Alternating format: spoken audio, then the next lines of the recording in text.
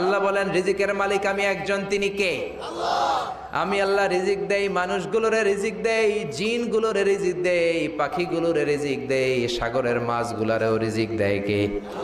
সাগরের তিমি মাছ সাগরের এক মাথা থেকে আরেক মাথায় খালি পেটে বের হয়ে যায়, দিন শেষে তিমি মাছের পেটটা ভর্তি করে তিমি মাছরে ফিরায় দেয় কে?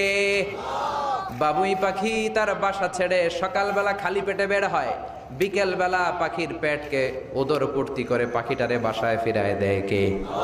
রিক্সাওয়ালার পকেটের টাকা নাই, আল্লাহর নাম নিয়ে রিক্সাওয়ালা সকালবেলায় রিক্সা নিয়ে বের হয়ে যায়, বিকেল বেলা রিক্সাওয়ালার পকেট ভর্তি করে টাকা দিয়ে পাঠায় কে?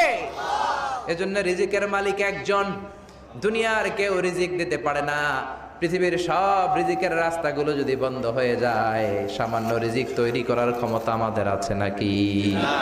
এই পৃথিবীতে 4 জন বাদশা ছিলেন, 2 জন মুমিন, 2 জন কাফের, যারা গোটা বিশ্বের বাদশা।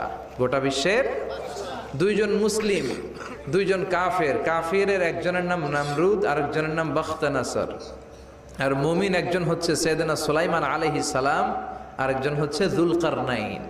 তো সাইয়েদনা সুলাইমান আলাইহিস সালাম আল্লাহকে বলল, আল্লাহ আমি গোটা বিশ্বের বাদশা, আমি গোটা পৃথিবীর সব মানুষগুলোকে একবার লাঞ্চ খাওয়াতে চাই।